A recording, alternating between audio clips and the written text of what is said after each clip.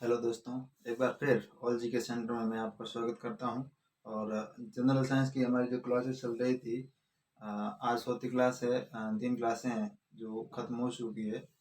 जहां तीसरी क्लास ख़त्म हुई उससे ठीक आगे आज हम टॉपिक को शुरुआत करेंगे। तो चलिए दोस्तों, आपको बता दें, ऑल जी के सेंटर पर हमारे जो चैनल का नाम है वो ऑल जी के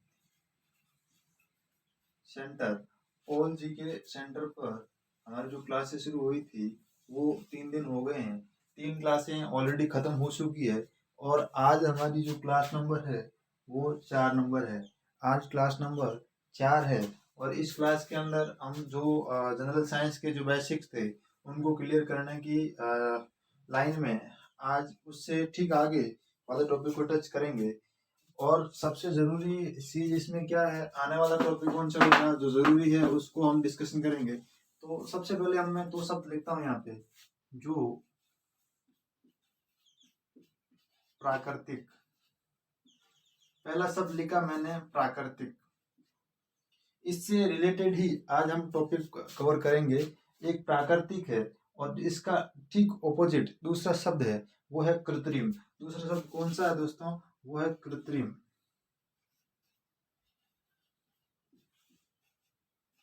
कृत्रिम दूसरा शब्द है कृत्रिम। पहला शब्द दोस्तों कौन सा है? प्राकृतिक। ठीक उसके बाद दूसरा शब्द है कृत्रिम। प्राकृतिक क्या है? प्रकृति। और कृत्रिम प्राकृतिक ऐसी वस्तुएं जिनका निर्माण स्वयं होता है या ईश्वर द्वारा होता है, या प्रकृति में जो चीजें अपने आप निर्मित होती है वो प्राकृतिक श्रेणी के अंतर्गत आती है। जबकि कृत्रिम, आप प्राकृतिक को ऐसे भी कह सकते हो, प्रकृति में प्रकृति द्वारा निर्मित, प्रकृति द्वारा निर्मित, प्रकृति द्वारा निर्मित वे सारी वस्तुएं या सारी जो वस्तुएं हैं, या नदी, पहाड़,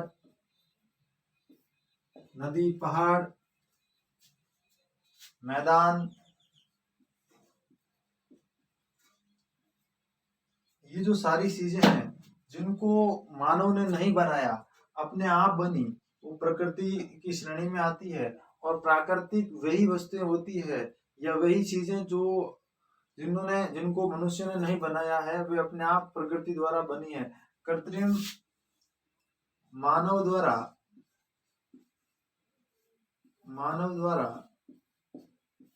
निर्मित होती है। कोई भी चीज अगर मानव द्वारा निर्मित है तो कृत्रिम की श्रेणी के अंतर्गत आएगी। सीधी सी बात है, दोनों शब्दों का अर्थ हमें ज्ञात होना चाहिए। प्राकृतिक का मतलब यही होता है जो प्रकृति द्वारा या प्रकृति में निर्मित अपने आप होती है, जिनका निर्माण मानव नहीं करता है। यानी कि इसका निर्माण, अगर सिंपल सी बात करें, इतनी बड़ी बड़ी भाषा ना लिख करके आपको छोटी सी बात समझाएं, यहाँ इतनी सी बात है कि ये मानव द्वारा निर्मित होता है और ये मानव द्वारा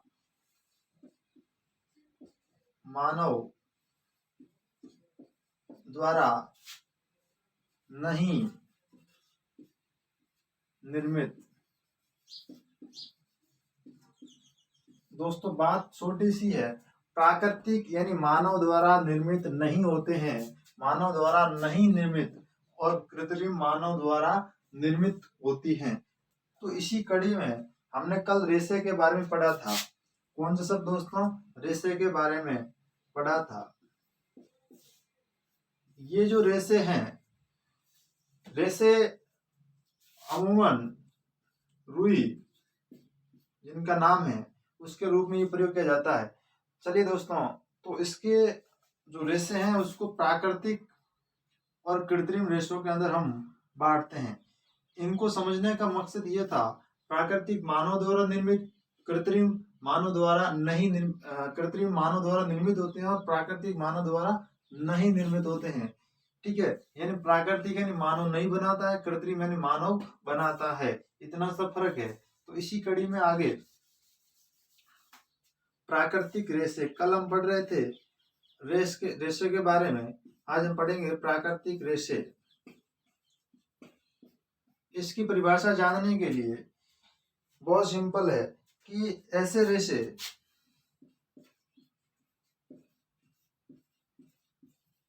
प्राकृतिक रेशे कौन कौन से होते हैं? ऐसे रेशे जो मानव ऐसे रेशे जो मानव पौधों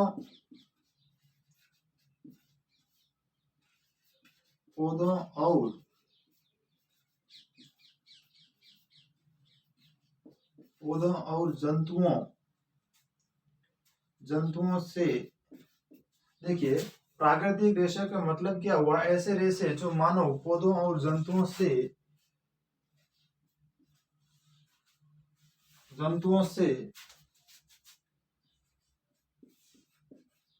प्राप्त करता है। सिंपल और सीधी सी बात है। प्राकृतिक रेशे ऐसे कौन से रेशे हैं? ऐसे रेशे जो मनुष्य पौधों और जंतुओं से प्राप्त करता है, प्राकृतिक रेशे कहलाता है। आप समझिएगा, प्राकृतिक यानी स्वयं निर्मित होता है, और ऐसी निर्मित वस्तुएं आप देख सकते हैं जिनको मानव नहीं बना रहा है, लेकिन मानव पौधों और जंतुओं से जो रेशे प्राप्त करता है वो प्राकृतिक की श्रेणी के अंतर्गत आते हैं।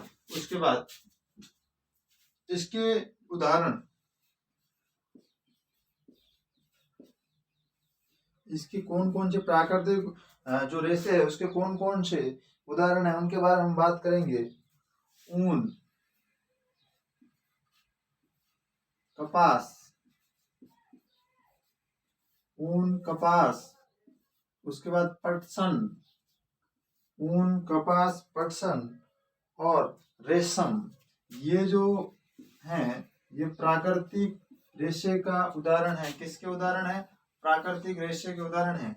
ऐसे रेशे जो मानव पौधों और जंतुओं से प्राप्त करता है, मतलब प्राकृतिक रेशे की श्रेणी के अंतर्गत आते हैं। और उदाहरण के लिए ऊन सबसे बढ़िया उदाहरण है इसका। उसके बाद कपास, उसके बाद पटसन, उसके बाद रेशम, ये किसके उदाहरण है? ऊन, कपास, पटसन, रेशम, ये सब किसके उदाहरण है? ये सब प्राकृतिक रेशे के उदाहरण हैं। इसके बाद हम बात करेंगे दूसरा रेशा जो हमने पढ़ा था, कृत्रिम। कौन सा पढ़ा था दोस्तों? कृत्रिम को पढ़ने, दूसरा कौन सा पढ़ा था? कृत्रिम रेशे, जिनका निर्माण कौन करता है? मानव करता है। ऐसे रेशे जो मानव द्वारा विभिन्न रसायनों से बनाए जाते हैं, ऐसे रेशे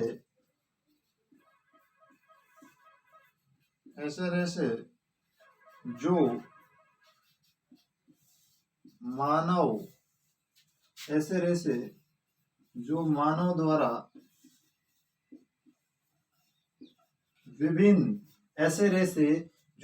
द्वारा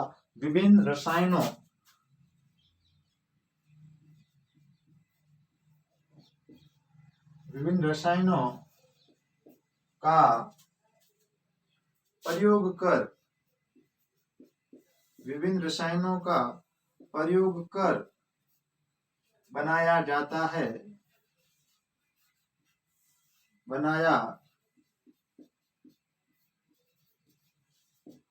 बिल्कुल सिंपल दोस्तों। देखिए प्राकृतिक रेशे समझ में आया। अब सीधी सी बात है, प्राकृतिक मानव निर्माण नहीं करता, जबकि कृत्रिम का मानव निर्माण करता है। प्राकृतिक रेशे ऐसे रेशे जो मानव पौधों और जंतुओं से प्राप्त करता है। उदाहरण के लिए ऊन, कपास, पटसन, रेशम है। उसके बाद कृत्रिम ऐसे रेशे जो मानव द्वारा विभिन्न रसायनों का प्रयोग करके बनाया जाता है। बहुत सारे रसायन उनके अंदर यूज किए जाते हैं और उसके बाद इस रेशे का निर्माण किया जाता है, वो कृत्रिम रेशे हैं। और दोस्तों इसके उदाहरण आपको बताता हूं। उदाहरण के लिए रेयन सबसे पहले कौन सा है दोस्तों? रेयन। रेयन के बाद में डेक्रोन। डेक्रोन, रेयन, डेक्रोन, और उसके बाद में नायलॉन। नायलॉन, ये 3 रेशे इसके उदाहरण है कृत्रिम के। यहाँ तक हमने पढ़ा। ऑलजी की सेंटर में आज 4वीं क्लास थी हमारी, और इस क्लास के अंदर हमने सबसे पहले प्राकृतिक के बारे में और कृत्रिम दोनों शब्दों को जो अर्थ है उनको जाना। प्राकृतिक किसे कहते हैं? मानव द्वारा निर्मित नहीं होते हैं। प्राकृतिक प्रकृति द्वारा अपने ही बने हुए होते हैं, जो प्राकृतिक की श्रेणी के अंदर आते हैं। कृत्रिम मानव द्वारा निर्मित होते हैं। अब प्राकृतिक रेशे, प्राकृतिक रेशे ऐसे रेशे जो मानव पौधों और जंतुओं से प्राप्त करता है, यानी प्राकृतिक रेशे कहलाते हैं। उदाहरण के लिए ऊन हो गया, कपास हो गया, पटसन हो गया, रेशम हो गया। ऊन आपको पता है जंतुओं से प्राप्त होती है, कपास आपको पता है पौधों से प्राप्त होती है। इसी तरह कृत्रिम रेशे ऐसे रेशे जो मानव द्वारा विभिन्न रसायनों का प्रयोग करके बनाया जाता है, प्रयोग कर बनाया जाता है कृत्रिम रेशे। जैसे उसके लिए रेयन, डेक्रोन, नायलॉन, ये कैसे रेशे हैं? कृत्रिम रेशे हैं। दोस्तों एक बात और बता दूं मैं आपको, जो कल हमने लास्ट की जो क्लास में हमने पढ़ा था, उस क्लास में एक इम्पोर्टेंट क्वेश्चन पढ़ा था कि रुई जो हम प्राप्त करते हैं वो पौधे के किस भाग से हमें मिलती है, उसके बारे में हमने जाना था। उसी को आज एक बार फिर रिवाइज करते हुए कि रुई पौधे के किस भाग से प्राप्त होती है। रुई रुई रुई पौधे के किस भाग से प्राप्त होती है। रुई आपको डायरेक्टली बता दें, रुई कपास के पौधे से फल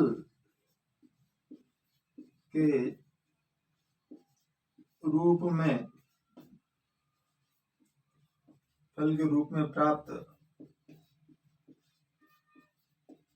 होती है। बहुत सिंपल सी बात है कि रुई कपास के पौधे से फल के रूप में प्राप्त होती है। रुई कपास के पौधे से फल के रूप में प्राप्त होती है। बहुत इंपॉर्टेंट बात यहाँ पे। चलिए दोस्तों आगे, इसके बाद हम राजस्थान की बात करेंगे कि राजस्थान में वस्त्रों की जो सफाई है, आप रुई से आपको पता है इनसे वस्त्र भी बनते हैं, और सबसे बढ़िया वस्त्र इन्हीं के बनते हैं। तो इन्हीं की कड़ी में राजस्थान में एक स्थान है जिसका नाम है सांगानेर। सांगानेर, आप दोस्तों गेस्ट करना कि ये सांगानेर किस जिले में पड़ता है। ये सांगानेर राजस्थान के राजधानी जयपुर में पड़ता है, और यहाँ वस्त्रों की सफाई के लिए वस्त्रों की यहाँ सफाई वस्त्रों की सफाई कला, जो वस्त्रों को साफने की कला है अलग अलग तरीके की, वो सांगानेर जयपुर वस्त्रों की सफाई कला के लिए प्रसिद्ध है।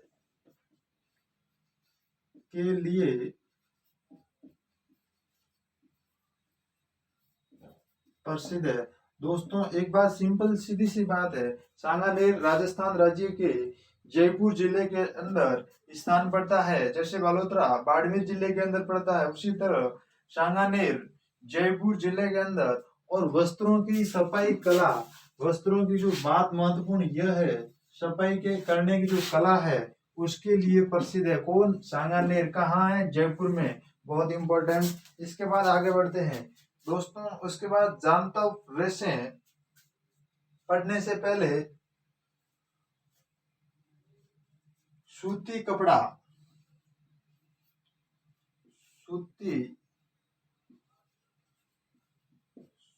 कपड़ा जो है वो कपास के, जैसे कॉटन, कपास के माध्यम से बनाया जाता है। बहुत सिंपल सी बात है और इम्पोर्टेंट भी है कि सूती कपड़ा कपास के माध्यम से बनाया जाता है। आपको ध्यान होना चाहिए, जो हम सूती के कपड़े पहनते हैं वो किसके बनते हैं? कपास के पौधे पे रुई निकालकर उसके माध्यम से बनाया जाता है। बहुत इम्पोर्टेंट। उसके बाद आगे बढ़ते हैं दोस्तों। जानतव रेशें, एक बहुत अच्छा शब्द आया, जानतव रेशें। जानतव रेशें बहुत इंपॉर्टेंट और महत्वपूर्ण है। इनके बारे में हम पढ़ने से पहले ही जान लें। जानतव रेशें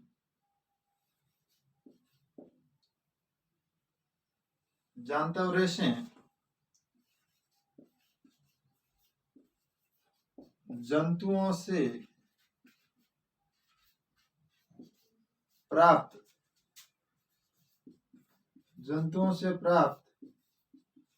होने वाली रेशे हैं। आपको डायरेक्ट ये भी पूछा जा सकता है, जानतव रेशे किसे कहते हैं? वे रेशे जो जंतुओं से प्राप्त होती हैं जानतव रेशे कहलाती है। और इनमें ऊन और रेशम अच्छे उदाहरण हैं। ऊन और ये रेशम, ध्यान रखना, ये दोनों ही किससे प्राप्त होते हैं? जंतुओं से। हमने पहले पढ़ा था प्राकृतिक रेशे, उनमें भी जंतुओं का नाम आया था, लेकिन उनमें दोनों की साथ में थी, जंतुओं और पौधों दोनों की बात हो रही थी। और यहाँ पे केवल जंतुओं की बात हो रही है। जंतुओं से प्राप्त होने वाले रेशे, ऊन और रेशम, ये दोनों जंतुओं से प्राप्त होती हैं दोस्तों। इसके बाद एक बहुत ही महत्वपूर्ण और इम्पोर्टेंट लाइन मैं आपको लिखाने वाला हूं।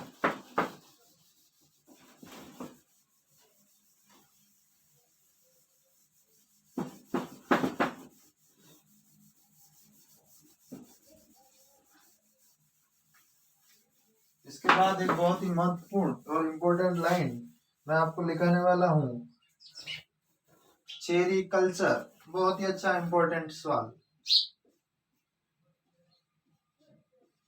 चेरी कल्चर, ये शब्द चेरी कल्चर किसे कहते हैं? इसके अंदर किसका पालन किया जाता है, ये आपको पता होना चाहिए। चेरी कल्चर के अंदर रेशम कीट पालन, रेशम कीट पालन, चेरी कल्चर के अंदर रेशम कीट पालन, रेशम कीट का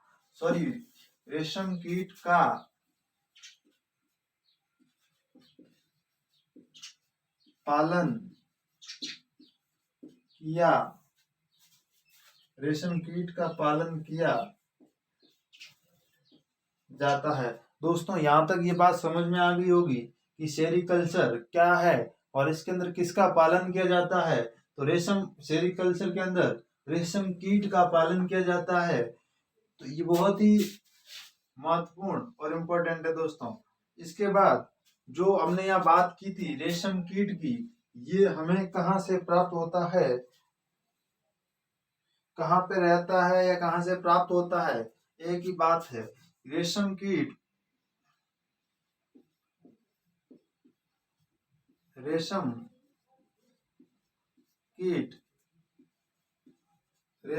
हमें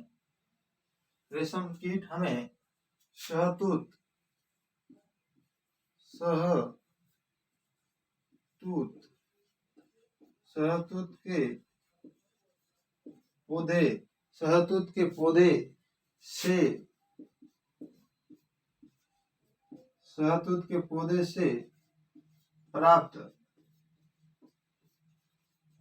होता है। बहुत ही सिंपल। सेरीकल्चर, रेशम कीट का पालन किया जाता है। इसके अंदर अच्छा शब्द है, इसको याद रखने की जरूरत है। सेरीकल्चर में किसका पालन किया जाता है? तो सीधी सी बात है, रेशम कीट का पालन किया जाता है। लेकिन रेशम कीट हमें प्राप्त कहाँ से होता है? रेशम कीट हमें शहतूत के पौधे से प्राप्त होता है। ये एक पौधा है, पौधे का नाम है शहतूत, और इस पौधे से ही हमें क्या प्राप्त होता है? रेशम कीट। ठीक है, इसके बाद रेशम कीट हमें इसी से प्राप्त होता है। हमारे देश में एक बहुत गजब का तथ्य, हमारे देश यानी भारत में 90% 90% रेशम उत्पादन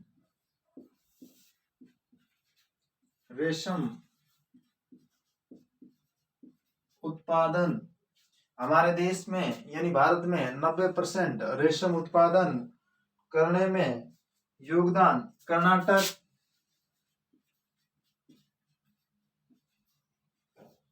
आंध्र प्रदेश,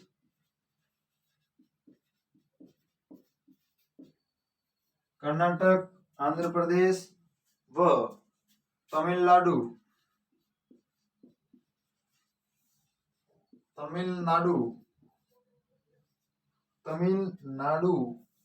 से प्राप्त होता है।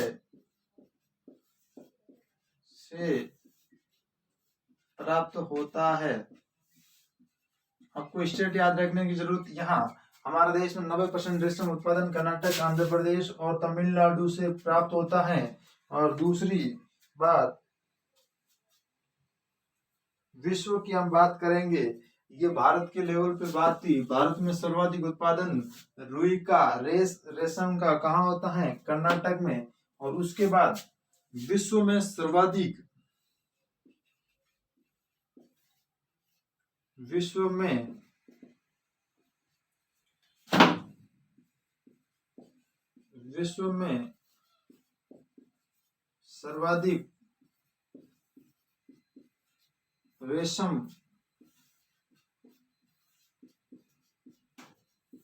सर्वाधिक रेशम का उत्पादन चीन में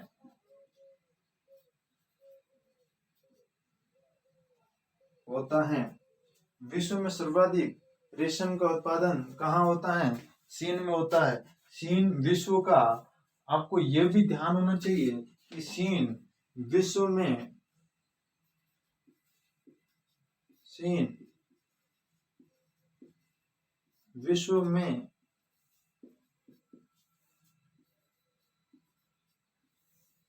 जनसंख्या में पहले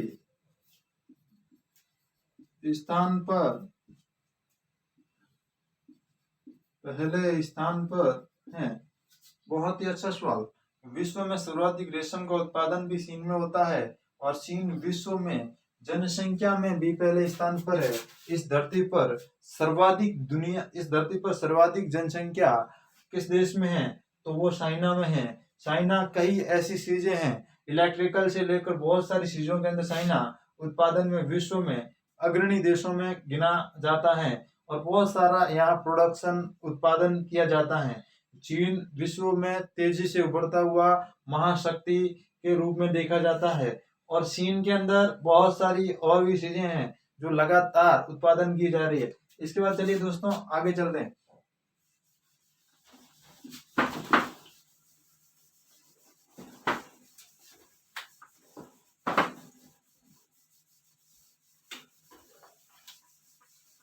यहाँ तक हमने पढ़ा प्राकृतिक कृत्रिम के बारे में।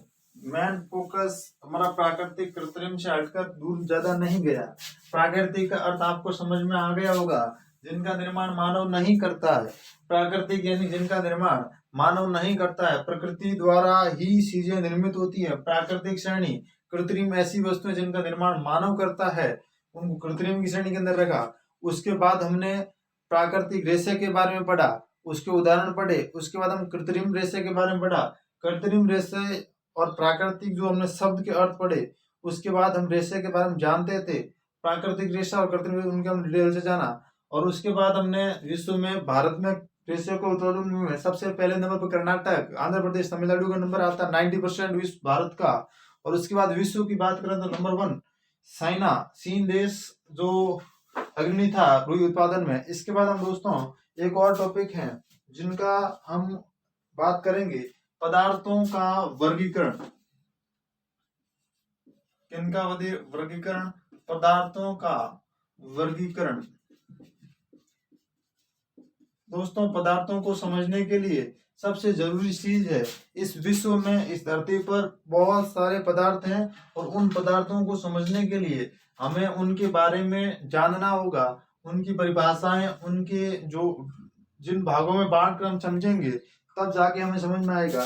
पदार्थों का वर्गीकरण मुख्य रूप से भौतिक संरचना के आधार पर हम बात करें, सबसे पहले इनकी संरचना के आधार पर बात की जाएगी। दोस्तों इसकी जो संरचना है उसके आधार पर बात की जाएगी। सबसे पहले भौतिक संरचना के आधार पर, भौतिक संरचना, भौतिक संरचना के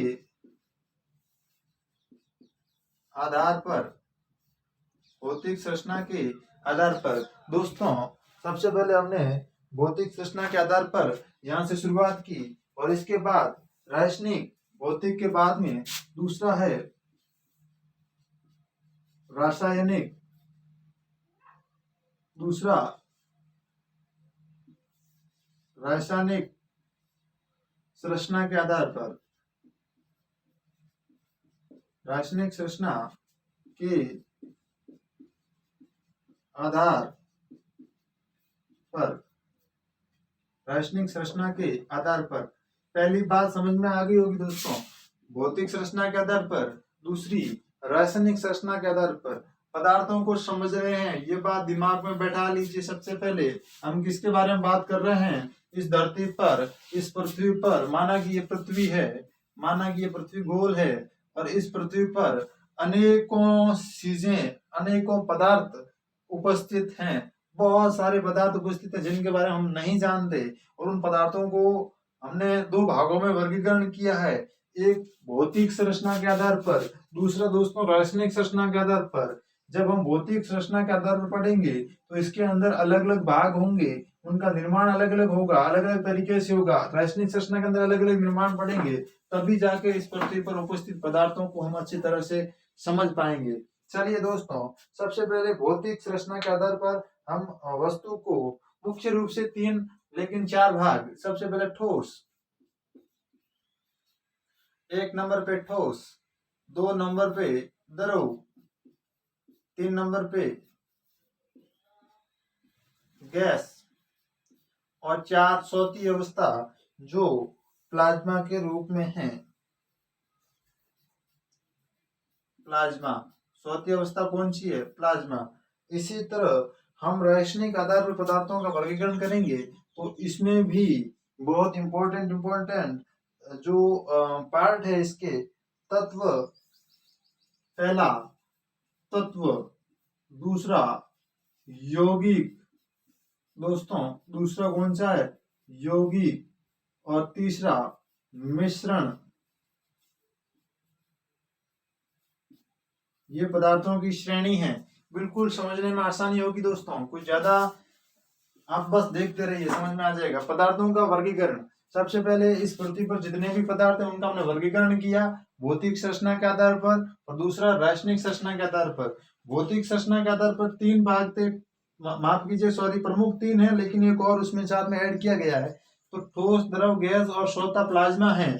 और यहाँ रासायनिक संरचना के आधार पर तत्व, यौगिक और मिश्रण, इनकी जब हम परिभाषाएं पढ़ेंगे तो हमें आसानी से ये सारी चीजें समझ में आ जाएगी कि ठोस क्या होता है, द्रव क्या होता है, गैस क्या होता है, प्लाज्मा क्या होता है, तत्व क्या होता है, यौगिक क्या होता है और मिश्रण क्या होता है, इनके बारे में। चलिए ठोस के बारे में, आकृति, इसकी ठोस की आकृति, ठोस की क्या आकृति व आयतन, आकृति व आयतन निश्चित होते हैं। दोस्तों इनमें आकृति और आयतन होते हैं वो दोनों निश्चित होते हैं। ठोस के अंदर आकृति व आयतन निश्चित होते हैं।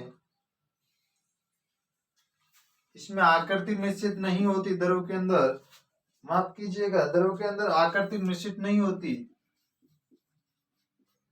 आकृति निश्चित नहीं, आकर सीधा आपको बता दें, यहाँ समझा दें कि आकृति निश्चित नहीं होती, जबकि निश्चित क्या होता है, आयतन निश्चित होता है, आयतन निश्चित होता है। आकृति भी इसमें निश्चित, ठोस के अंदर आकृति भी निश्चित, आयतन भी निश्चित होता है, जबकि द्रव के अंदर आकृति निश्चित नहीं होती है, आयतन निश्चित होता है। आप क्रॉस और राइट के निशान से समझ जाइएगा, यहाँ पे आकृति की बात कर रहे हैं, आयतन आकृति दोनों अलग अलग चीजें हैं। आकृति यहाँ पे ठोस के अंदर आकृति और आयतन दोनों निश्चित होते हैं। याद रखिएगा दोस्तों, ठोस पदार्थ के अंदर आकृति भी निश्चित होती है, जबकि आयतन भी निश्चित होता है। और द्रव के अंदर बात करें तो उसके अंदर आकृति निश्चित नहीं होती है। जैसे बर्तन के अंदर द्रव को डालोगे उसका वैसा रूप वो ले लेगा, जबकि उसका आयतन है वो निश्चित होता है, वो किसी कहीं पे भी डालोगे बदलाव नहीं होगा उसके अंदर। उसके बाद हम दोस्तों हम द्रव की बात करेंगे, गैस की बात करेंगे। अभी इसके अंदर आकृति निश्चित नहीं होती है, आयतन निश्चित नहीं होता है। समझिएगा दोस्तों, बहुत सिंपल बात है समझने लायक, कि हम पदार्थों का वर्गीकरण किया, उसके बाद हम भौतिक संरचना के आधार पदार्थों का वर्गीकरण किया, उसके बाद रासायनिक संरचना यानी पदार्थों का वर्गीकरण, उसको दो भागों में भौतिक रासायनिक। भौतिक के अंदर ठोस, द्रव, गैस और प्लाज्मा, और इधर रासायनिक आधार पर तत्व, यौगिक और मिश्रण, तत्व, यौगिक और मिश्रण। अब देखिए ठोस क्या होता है, आकृति और आयतन दोनों निश्चित होते हैं। यहाँ देखिए डबल क्लिक होगा दोनों के अंदर, पहला क्लिक दूसरा क्लिक, दोनों राइट है, आकृति भी है निश्चित है, आयतन भी निश्चित है। लेकिन द्रव के अंदर आकृति निश्चित नहीं है लेकिन आयतन निश्चित है, और गैस के अंदर कुछ भी निश्चित नहीं है, ना आकृति निश्चित है ना आयतन निश्चित है। और प्लाज्मा ये चौथी अवस्था दोस्तों इतनी कोई महत्वपूर्ण नहीं है। चलिए दोस्तों, इसके बाद जो बचे हैं उनको हम अगली क्लास में डिस्कशन करेंगे। जो आज इतना ही।